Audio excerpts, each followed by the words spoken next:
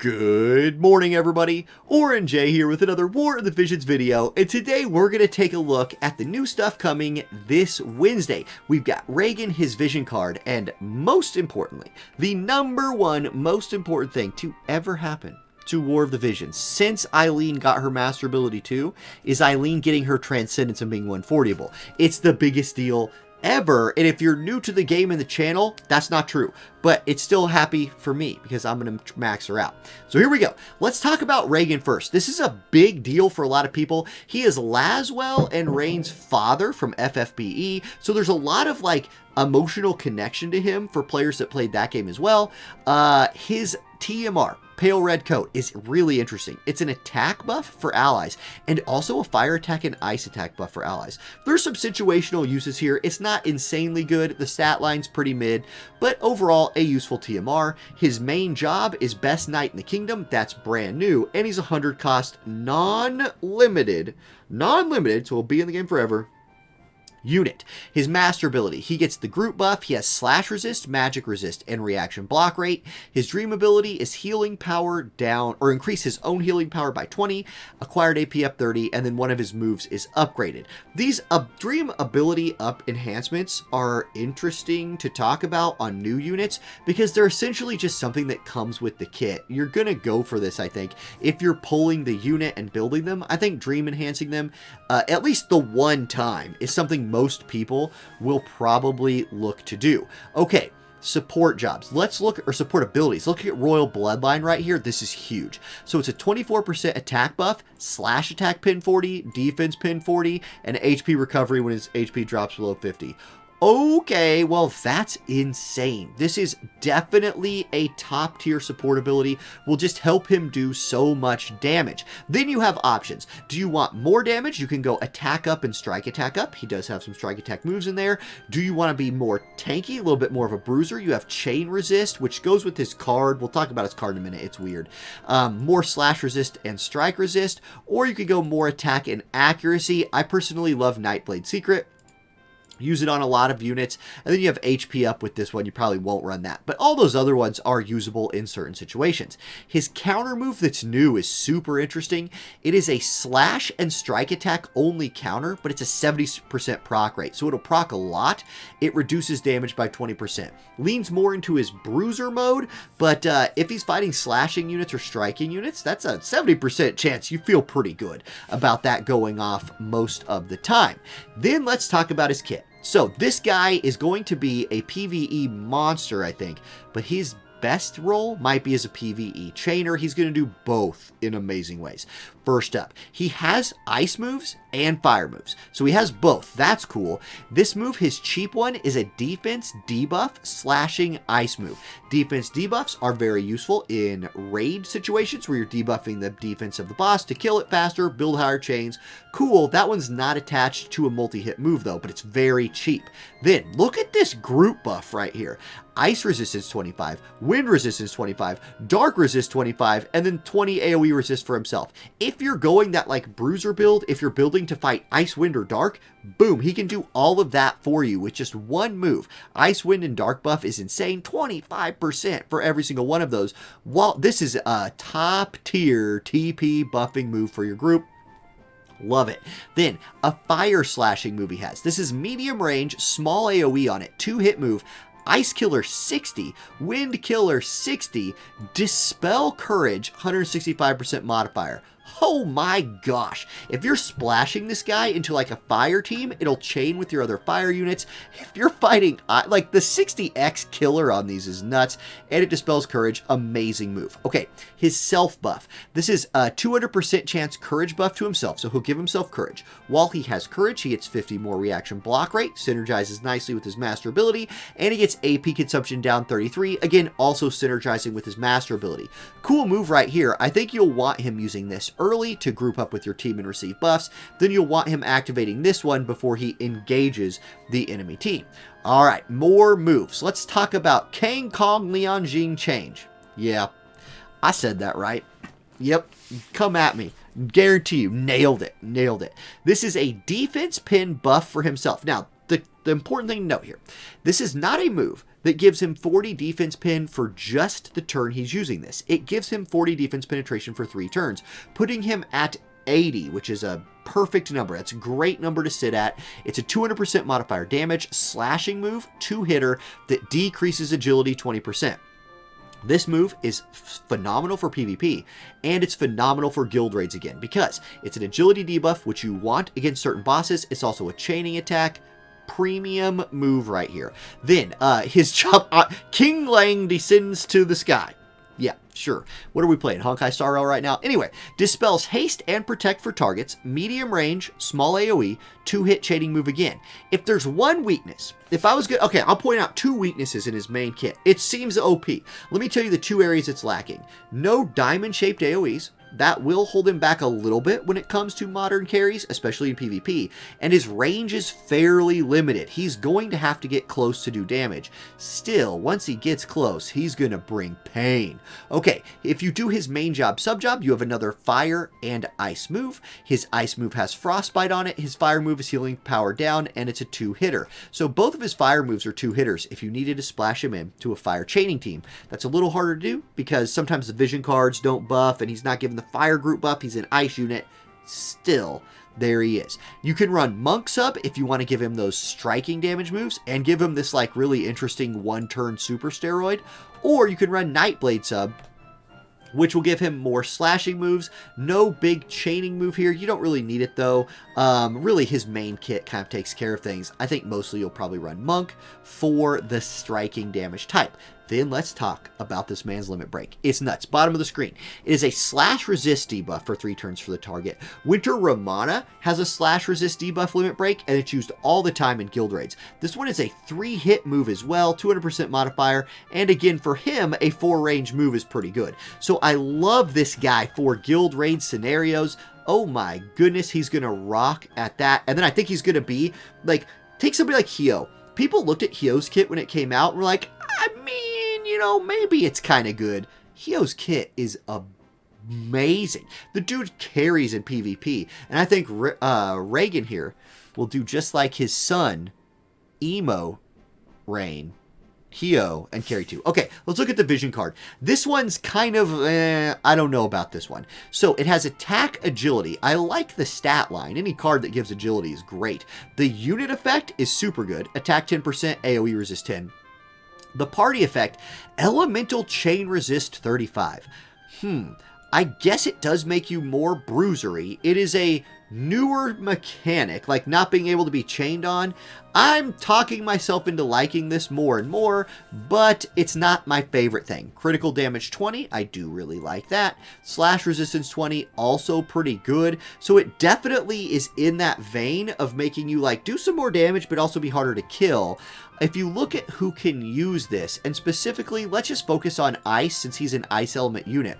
You will eventually get new Howlet on here.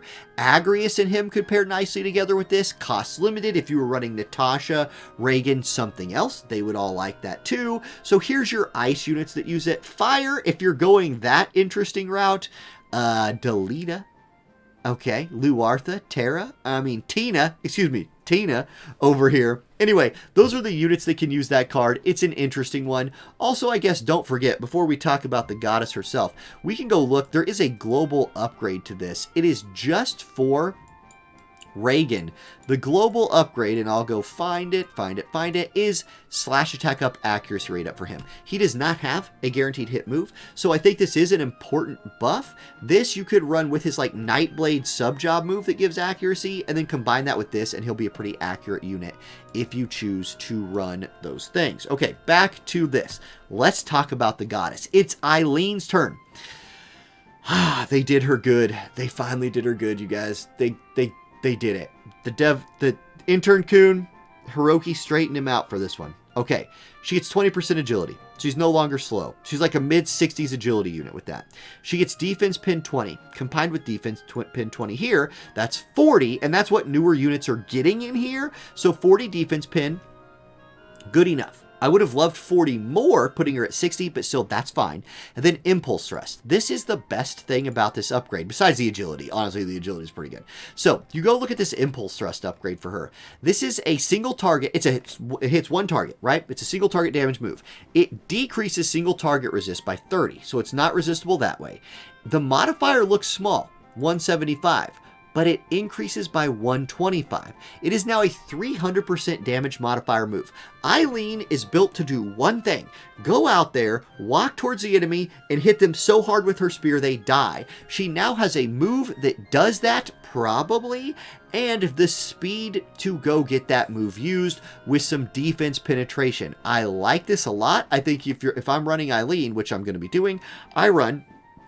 Deadly Instinct, give me that crit and that attack, and I just run Desperation, which is, the 60% attack buff with the 3% hit on all your resist. Who cares about 3% minus on resist?